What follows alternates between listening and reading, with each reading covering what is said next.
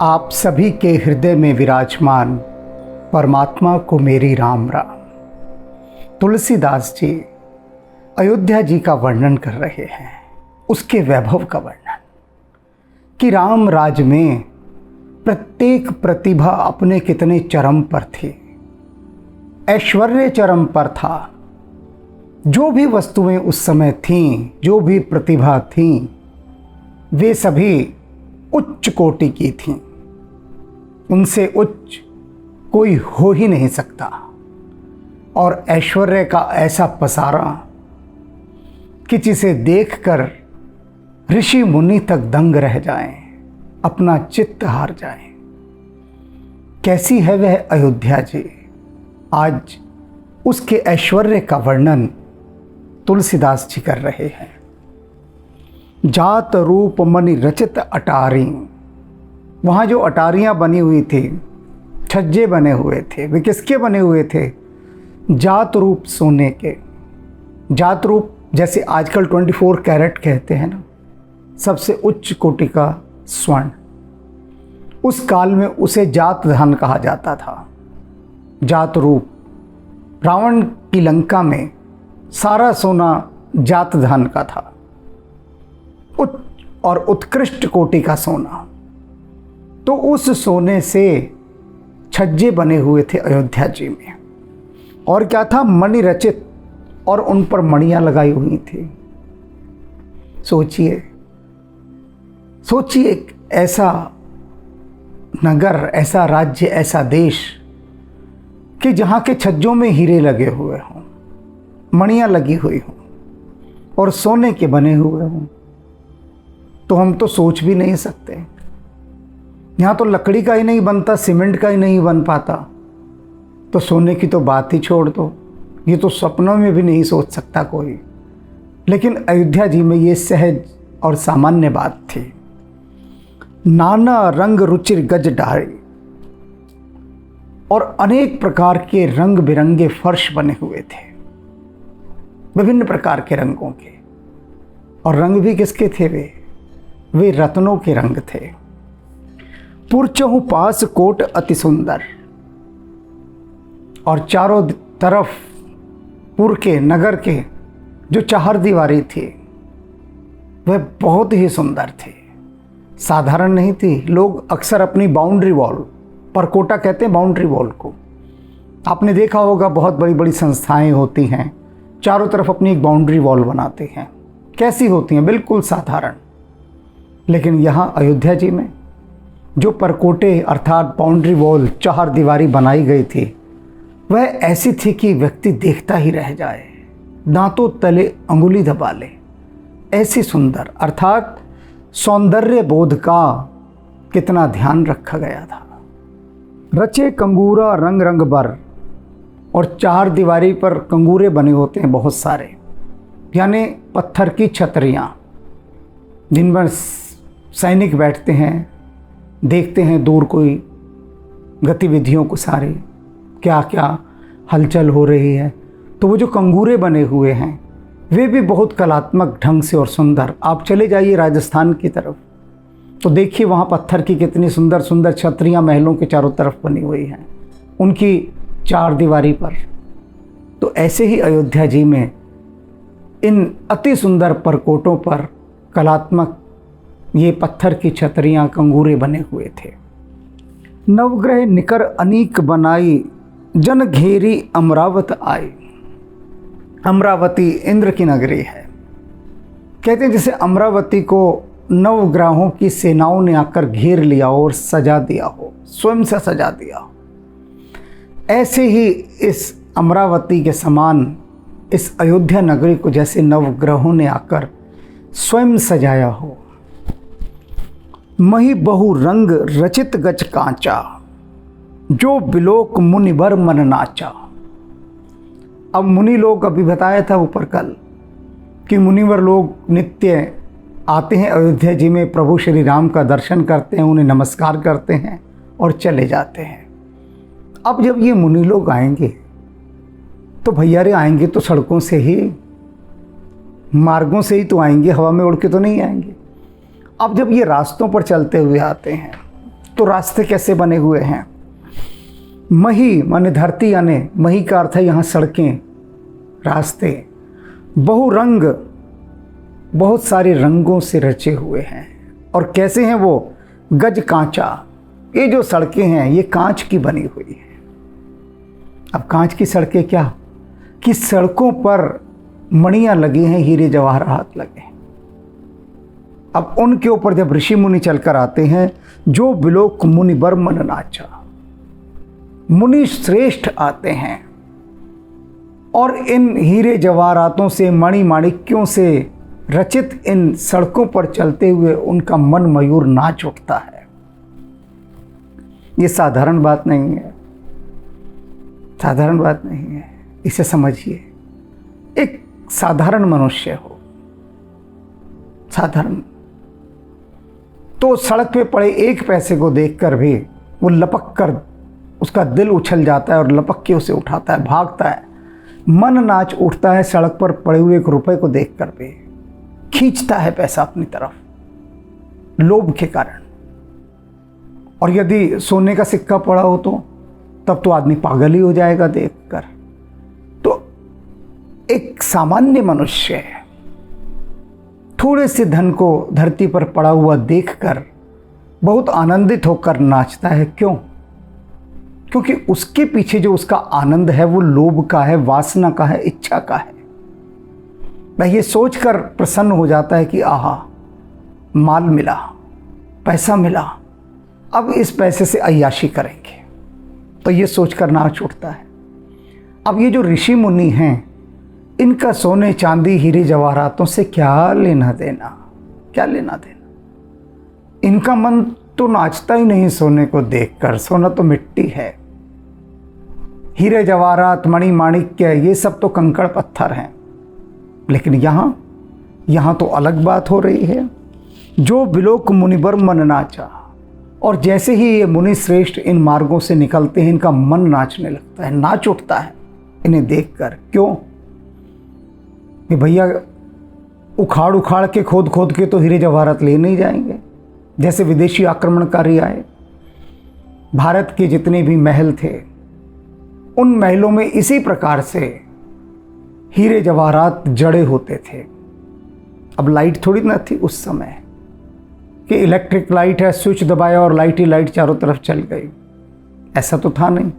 तो महलों में प्रकाश करने के लिए क्या किया जाता था, मणियों को लगाया जाता था। बहुत सुंदर पौधे बनाए जाते थे, उन पौधों में फूल चित्रित किए जाते थे, और फूल किसके थे? हीरे जवाहरातों के। और उसके बाद एक दिया जला दिया जाता था, सिर्फ एक दिया, और एक दिया जलते ही पूरा महल दिव्य प्रकाश से भर उठता था। क्योंकि हीरे जवाहरातों का प्रकाश प्रतिबिंबित होकर, परावर्तित होकर, रिफ्लेक्ट होकर, रिफ्लेक्शन चारों तरफ उसका फैलता था, और पूरा महल एक अपूर्व प्रकाश से भर उठता था। सब खोद खोद के, उखाड़ उखाड़ के ले गए विदेशी आक्रमणकारी। सारे महलों को नंगा कर डाला, देश को नंगा कर डाला, भारत को निर्धन बनाकर चले गए। और उन हीरे जवाहरातों से, मणि माणिक्यों से बनी हुई कांच जैसी सड़कों को देखकर मुनिवरों का मन नाच उठता है।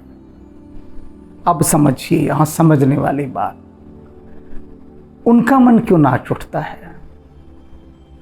उनके मन में तो ये नहीं आता होगा कि हम 2-4 अगर मणियाँ यहाँ से खोद कर, कुरेद कर ले जाएं तो भैया थोड़ी रथ वगैरह खरीद लेंगे, ऐसा तो नहीं। फिर क्यों? क्योंकि ये जितना ऐश्वर्य है अयोध्या का, वह ईश्वरीय ऐश्वर्य है। ये जो ऐश्वर्य शब्द है ना, ये ईश्वर से आया है। ईश्वर से अधिक ऐश्वर्यवान कोई नहीं। और ये जो पूरी अयोध्या है, इसके कण कण में इस समय राम प्रकाशित हो रहे हैं। तो ये जो प्रकाश, ये जो कांच जैसी सड़कें हैं, इनमें वे राम को देख देख कर नाच रहे हैं। सब कुछ राममय है। किसी लोभ के वशीभूत होकर ऋषि मुनि नहीं नाच रहे हैं। ये तो इस अपूर्व सौंदर्य को, इस अपूर्व रचना को, इस राम जी के इस रचाए सारे आयोजन को, ये साधु रचना राम रचाए, ये जो राम की रचाई रचना है, इस रचना को देखकर उनका मन मयूर नाच रहा है ऋषि मुनियों का। धवल धाम ऊपर नभ चुंबत, और प्रभु राम का ये जो धवल धाम है यानी श्वेत महल है, अर्थात वास्तविक वाइट हाउस, ये असली वाइट हाउस तो राम जी का ही था। कह रहे हैं ना धवल धाम, धवल माने श्वेत, श्वेत को अंग्रेजी में कहते हैं वाइट, धाम माने स्थान यानी हाउस, वाइट हाउस। तो ये जो एक परिकल्पना वाइट हाउस की है ना, ये मुझे लगता है कि प्राचीन काल से ली गई है, राम जी के महल से लेकर, कि राम का जो महल था, राम का जो मंदिर था जिसमें वे रहते थे, वह श्वेत था, धवल धाम, वाइट हाउस। तो वह वास्तविक वाइट हाउस था, आदि वाइट हाउस, प्राचीन वाइट हाउस, धवल धाम। और कैसा था वो? नभ चुंबत, जैसे आकाश को चूम रहा हो जाकर, इतना विशाल। कलश, कलश माने घड़ा। अब यहाँ घड़े का क्या मतलब है कि महल के ऊपर के जो गुंबद होते हैं, कलश मनुहु रवि शशि दुत निंदत, और उसके जो गुंबद थे वे जैसे सूर्य और चंद्रमा की निंदा करते हुए इसे जान पड़ रहे थे। अब इसे समझिए कि सूरज और चंद्रमा की निंदा करने का क्या अर्थ है। अर्थ का अनर्थ लोग इसीलिए कर लेते हैं। अब यहाँ निंदा करने का अर्थ है कि सूरज और चंद्रमा का प्रकाश भी उनके सामने फीका पड़ जाता था, वे भी लजा जाते थे, और जैसे गुंबद उनकी निंदा कर रहे हो कि अरे तुम्हारा क्या प्रकाश है भाई, प्रकाश तो हमारे पास है, हम राम जी के गुंबद हैं, देखो हमारा प्रकाश। अतिशयोक्ति अलंकार। कितने सौंदर्य संपन्न रहे होंगे वे गुंबद, वे भी कांच के बने हुए थे, मणि माणिक्यों से जो चमकते थे। धवल धाम, वाइट हाउस, राम जी के इस श्वेत महल के ऊपर ये गुंबद, चमकदार गुंबद, और इनकी आभा मानो चंद्रमा और सूर्य को भी लजा रही हो। बहुमनि रचित झरोखा ब्राजी हैं, गृह गृह प्रतिमनि दीप विराजे हैं। और झरोखे जो बने हुए हैं कैसे हैं? भांति भांति की मणियों से बने हुए हैं, भांति भांति, भांति बहु भांति रचित झरोखा ब्राजी, गृह गृह प्रतिमनि दीप विराजी। और घर घर के अंदर जो दीपक हैं वो किसके जल रहे हैं? मणियों के दीपक। अब साधारण दीपक आप जलाएंगे, उसमें तेल भी डालना पड़ेगा, बाती भी डालनी पड़ेगी, और सांझ होते ही इस काम पर लग जाना पड़ेगा कि भैया भगवान सूर्य शयन करने जा रहे हैं, चलो तेल डालो, आग जलाओ, जोत जलाओ, आयोजन हो गया ना। अब मणियाँ घर के अंदर लगी हैं, तो ये मणियों के दीपक है। मणि क्या? ऐसा उत्कृष्ट कोटि का हीरा जिसकी अपनी इतनी चमक होती है कि जैसे ही सांझ होने लगती है वो चमकने लगता है, रात में और चमकता है। जैसे आजकल बहुत सारी ऐसी लाइटें आ गई हैं कि जब अंधेरा होगा तो अपने आप लाइट जल जाएगी, और प्रकाश होगा तो अपने आप बुझ जाएगी। मान लो सूरज निकला तो वो इलेक्ट्रिक लाइट अपने आप बंद हो जाएगी, और अंधेरा हो गया बिल्कुल, इलेक्ट्रिक लाइट जल जाएगी। ऐसा ऑटोमेटिक सिस्टम। अब ये तो मनुष्य के द्वारा निर्मित है, लेकिन ये जो मणियाँ हैं, मणि की एक विशेषता होती है, उसमें अपना प्रकाश ही होता है कि जैसे ही अंधेरा होता है, अंधेरे में मणि खूब चमकती है। अब घर में मणियाँ ही मणियाँ लगी हैं, तो दीपक कौन जलाए? स्वतः जल रही है। और इस मणि के प्रकाश को ना आंधी बुझा सकती, ना तूफान बुझा सकता, ना पानी बुझा सकता, कोई इस प्रकाश को नहीं बुझा सकता। तो ये समझ लीजिए कि कितने ऐश्वर्य संपन्न होंगे अयोध्यावासी कि जिनके घर घर में दिए के स्थान पर मणियाँ हैं और वे घर को प्रकाशित कर रही हैं। मणि दीप राज ही भवन ब्राज ही देहरी विद्रुम रचे। और घर घर में जो मणियाँ लगी हैं उसके साथ साथ जो द्वारों पर जो फाटक बने हैं और उनकी जो दहलीज है, आंगन है, वे मूंगों से बने हैं, मूंगों के पत्थर से बने दहलीज, मणियां,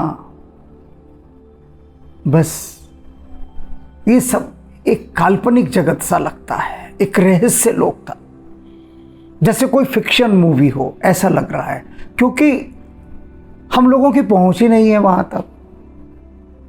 हम लोग कोई इतने ऐश्वर्य संपन्न थोड़ी ना है कि हीरे जवाहरातों को अपने घर के दरवाजों पर जड़ दें। अरे लोग घर ही उखाड़ कर ले जाएंगे, दरवाजा तो छोड़िए। लोग एटीएम मशीनें पाड़ पाड़ कर ले जाते हैं, 8-10 लोग पकड़ते हैं, उठाते हैं, ट्रक में डालते हैं, लेके 9-2-11।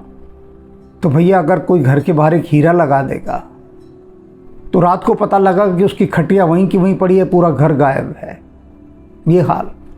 लेकिन उस समय ये भी चीज़ देखिए, कोई चोरी वोरी जैसी बात नहीं है कि लोगों की, तुलसीदास जी कहीं नहीं लिख रहे कि लोगों ने अपने घरों के द्वारों पर मणियाँ लगा दी हैं, फर्श बना दिए हैं, सड़कें बना दी हैं, तो प्रशासन चिंतित होगा कि अरे कोई चोर उखाड़ के ना ले जाए। यहाँ तो हम देखते हैं सरकार भूल चूक से कभी अच्छे बस स्टैंड बना देती है तो 2 दिन बाद पता लगता है बस स्टैंड का सारा सामान ही गायब है। कूड़े रखने वाले डब्बे लगाए सरकार ने, वो कूड़ों के डब्बों को ही कोई उठा कर ले गया। जो चीज़ सरकार लगाती है दूसरे तीसरे दिन वो गायब होती है, चुरा कर ले जाते हैं लोग। बड़े सिद्ध चोर हैं, कुछ लगा दो देश को सुंदर करने के लिए, वे सब चुरा कर ले जाएंगे। लेकिन अयोध्या में कहीं इस प्रकार का कोई उल्लेख कहीं से नहीं आ रहा, किसी कोने से, कि कहीं शोर मचाओ कि इस स्थान से कोई हीरे जवाहरात चुरा कर ले गया। चोरी का तो कोई बात ही नहीं आई, कोई प्रसंग ही चोरी का नहीं आया कि कोई गया हो थाने में रपट लिखाने कि भैया चोरी हो गई मेरे घर। तो चोरी जैसा इतनी रामचरितमानस हो गई अभी तक, लेकिन कहीं पर किसी चोर का उल्लेख नहीं आया,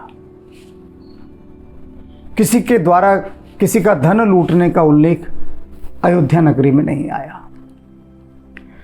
हुआ था, ऐसी बात नहीं कि नहीं होते थे अत्याचार, लेकिन उन सभी को लक्ष्मण जी ने सीधा कर दिया था। सभी को, किसी को माफ नहीं करते थे लक्ष्मण जी, जितने भी भ्रष्ट लोग थे।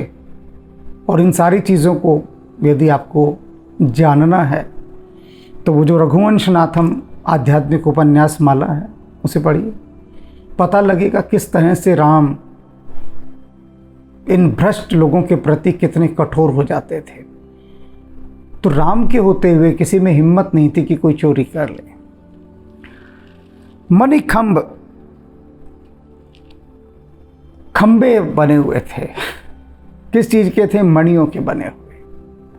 मणि माने हीरा, सामान्य बात समझ लीजिए कि हीरों के खंबे बने हुए थे, जगह जगह हीरे लगे हुए हैं। पब्लिक प्लेस से आपने खंबे देखे होंगे, मेट्रो बनी हुई है, कितने सारे खंबे हैं। आप सोच कर चलिए इन सभी खंबों के ऊपर सरकार हीरे लगा दे, सिर्फ सोच के चलिए, कोई नहीं लगाने जा रहा है, ये नहीं लगाएंगे कहाँ से? और होंगे तो अपने भैया काम के लिए, इस सड़कों पे लगाने के लिए थोड़ी ना।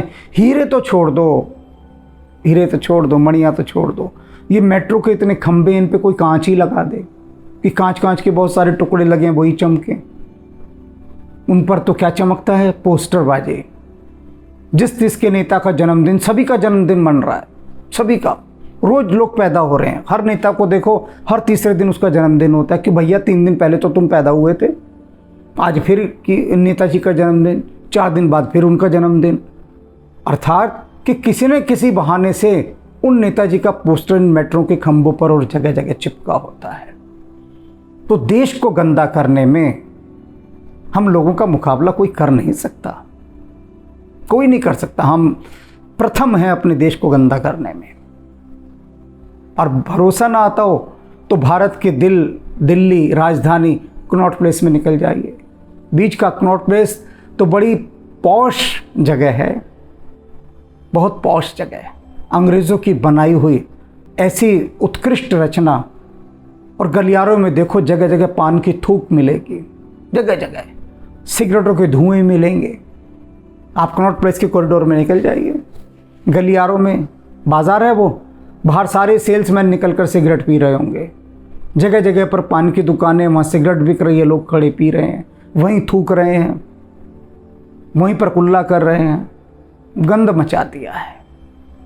और अयोध्या जी आप देख लीजिए, भीति बिरंच बिरच कनक मणि मरकत खची।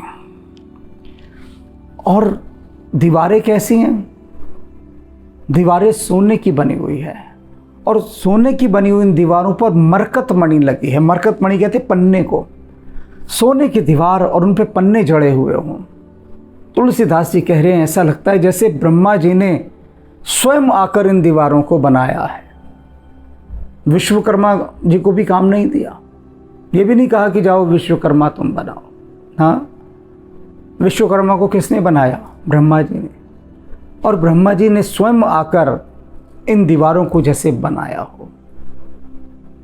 कैसी दीवारें होंगी जिनको ब्रह्मा जी बनाएंगे और सोने की दीवारों में पन्ने जड़ देंगे। ये सब एक सपने में तो आप देख सकते हैं। राम जी का भाव धरिए, हनुमान जी से प्रार्थना कीजिए, तुलसीदास जी को कहिए कि ये सपना दिखा दो हमें, बस ये सपना दिखा दो। तो तुलसीदास जी हनुमान जी से कहेंगे भैया ये भक्त प्रार्थना कर रहा है, तो हनुमान जी कहेंगे कि ये देखना है, सब सपने में दिखा देते हैं। तो हम जो आध्यात्मिक उपन्यास लिखवा रहे हैं इनसे उन्हें पढ़ लो, उसी युग में पहुंच जाओगे। ये सारे टॉप सीक्रेट्स हैं, गहन गोपनीय बातें जो मैं यूं ही हंसते हंसते बता रहा हूँ, सहज भाव से। समझने वाले समझ गए, जो ना समझे। सुंदर मनोहर मंदिरायत, और ये जो महल हैं बहुत ही सुंदर मनोहर हैं। अजिर रुचिर फटिक रचे, और स्फटिक मणियों से इनके आंगन बने हैं।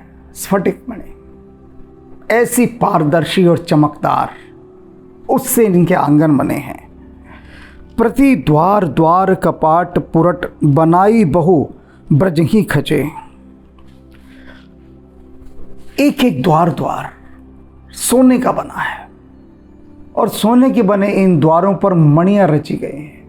मणियां खरात पर बनाई हुई, तराशी हुई मणियां द्वार द्वार के इन कपाटों पर लगी है।